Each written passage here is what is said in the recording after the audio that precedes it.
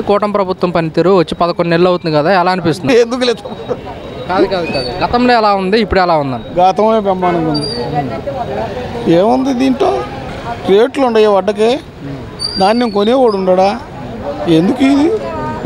కూటమి ప్రభుత్వం సూపర్ 6 హామీలు సూపర్ 6లు ఇచ్చాడు. అయ్యి అంటే ఇంప్లిమెంట్ చేయడానికి కొంచెం టైం పడుతుంది, రాష్ట్ర ప్రజలు అర్థం చేసుకోవాలంట. రాష్ట్ర ప్రభుత్వం అర్థం చేసుకోవాలి. మరి జగన్ ఎట్ట తెచ్చిచ్చాడు? అంటే జగన్ అప్పులు తీసుకొచ్చి ఇంప్లిమెంట్ చేసాడు. అప్పులు చేయట్లేదా? ఎవడైనా అప్పు చేసేవాడేగా. ఇలా ఇంట్లో డబ్బు తెస్తున్నారా? మనకి మన దగ్గర డబ్బేగా మనకి ఇచ్చేది. మరి ఇప్పుడు ఇలా పథకాలు ఇంప్లిమెంట్ చేసేది గ్యాప్ అనేది వస్తుంది కదా, మరి వ్యతిరేకత ఏమన్నా వచ్చే అవకాశం ఉంటుంది అంటారా? ఎందుకు రాదు? జనం అంతా ఖర్చు ఉండదు, ఇప్పుడు పేదలకు ఖర్చు ఉండదు. అంటే జగన్మోహన్ రెడ్డి రాష్ట్ర ఖజానా మొత్తం ఖాళీ చేశాడు, ఆర్థికంగా కొంచెం పుంజుకోగలనే పథకాలు ఇస్తామంటున్నారు. ఈయన ఖాళీ చేయలేదా? 3 సార్లు చేశాడు అంత వందల ముఖ్యమంత్రి. ఈయన ఖాళీ చేయకుండానే సొంత డబ్బు వాడా? ప్రభుత్వం పనితీరు మీకు ఎలా అనిపిస్తుంది? పర్వాలేదు, బాగుంది.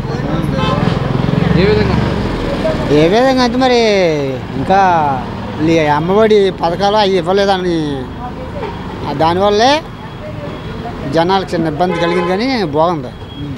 అయితే ఇచ్చిన పథకాలు అమలు చేయడానికి కొంచెం టైం పడుతుంది, రాష్ట్ర ప్రజలు మొత్తం కూడా అర్థం చేసుకోవాలని చంద్రబాబు నాయుడు గారు అన్నమాట.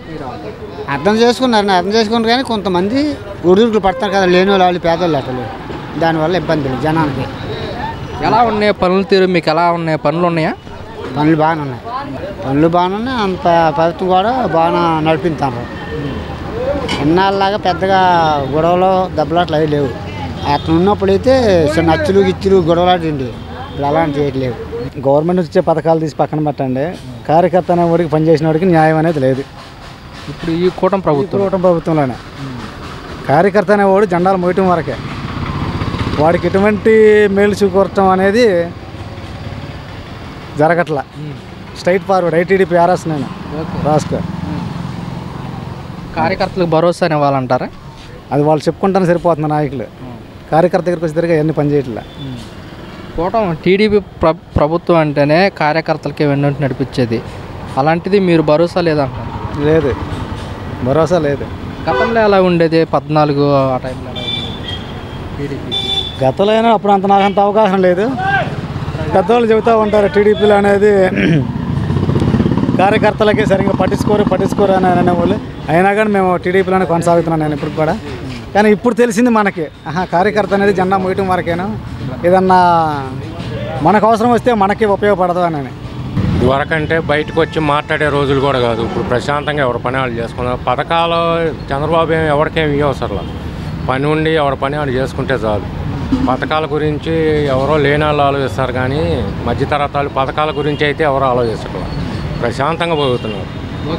జగన్మోహన్ రెడ్డి ప్రభుత్వం సంక్షేమ ప్రభుత్వం గురించి ఒక్కటన్నా నేను చెప్పేది ఒకటే. దాని గురించి నువ్వు ఏదన్నా అడిగితే చంద్రబాబు గురించి అడుగు, అందులో చెబుతా. సరే, కూటమి ప్రభుత్వం డెవలప్మెంట్ ప్లస్ సంక్షేమం అన్నారు.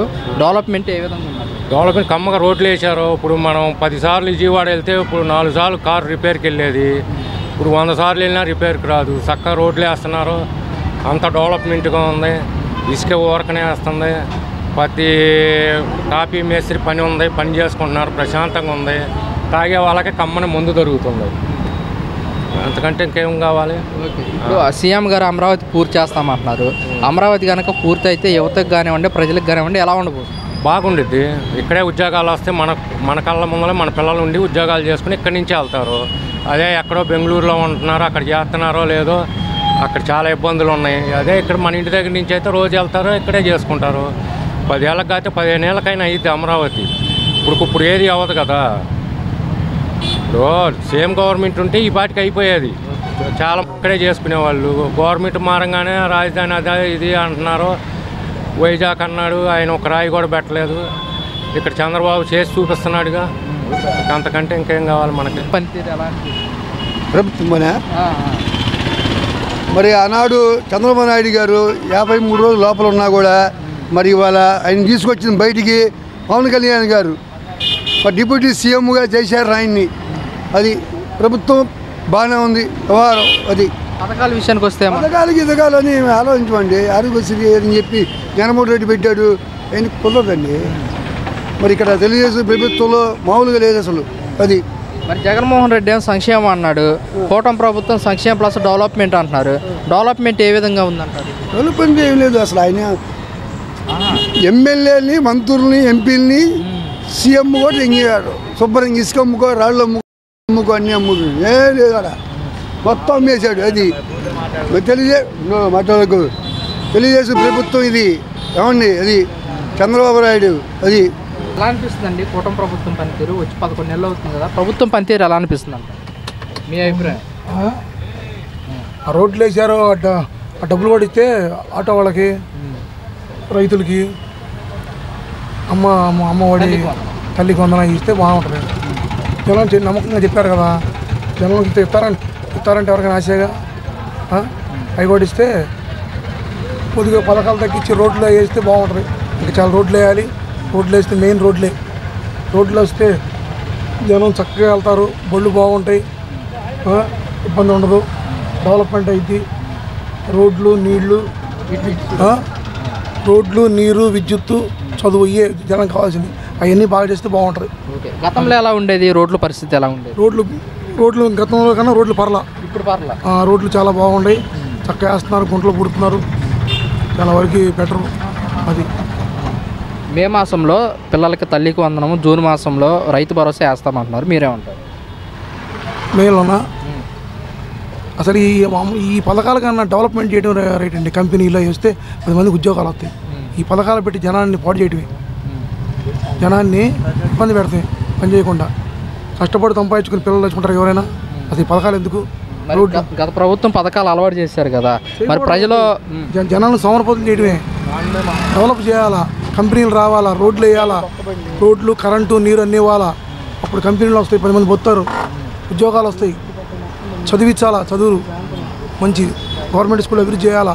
అవి కానీ ఈ పథకాలు ఏంటండి, ఇలా అందరూ కష్టపడతారు, డబ్బులు సంపాదిస్తారు. వాళ్ళ ప్రతి ఒక్కరు సంపాదిస్తారు డబ్బులు.